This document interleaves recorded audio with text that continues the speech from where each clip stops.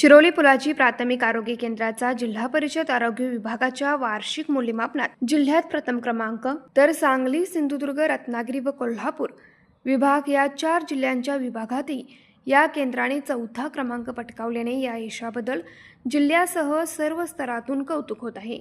प्रतिकूल परिस्थितीही उत्तम सेवा शिरोली पुलाची प्राथमिक आरोग्य केंद्रांतर्गत शिरोली, टोप, नागाव, हालोंडी आणि मौजे वडगाव अशा 5 उपकेंद्रांचा समावेश असून या भागाची एकूण लोकसंख्या सुमारे 62,000 आहे.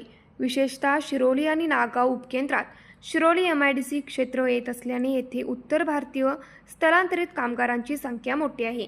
स्वतःची स्वतंत्र इमारत नसतानाही आणि वाढत्या लोकसंख्येचा ताण असतानाही अशा प्रतिकूल परिस्थितीतही उत्तम सेवा रुग्णांना दिलेली सेवा कौतुकास्पद ठरले. या मिळालेल्या यशात वैद्यकीय अधिकारी डॉक्टर जेसिका अँड्र्यूज व डॉक्टर विंदा बनसोडे यांचे योग्य नियोजन व मार्गदर्शन लाभले. तसेच तालुका आरोग्य अधिकारी, जिल्हा आरोग्य अधिकारी डॉक्टर दातार, जिल्हा माता व बालसंगोपन अधिकारी, स्थानिक ग्रामपंचायत, लोकप्रतिनिधी आणि आरोग्य केंद्रातील सर्व समुदाय, आरोग्य अधिकारी, आरोग्य सेवक सेविका आणि आशा स्वयंसेविका यांनी घेतलेले परिश्रम या यशाचा मुख्य आधार ठरले आहेत. न्यूज मराठी 24 साठी किशोर जासूद, हातकणंगले. हे आहे गोकुळचं श्रीखंड. अगदी जिभेवर रेंगाळणार. जिभेवरच नाही तर मनावरही रेंगाळणार. गोकुळ श्रीखंड, मनावर रेंगाळणार.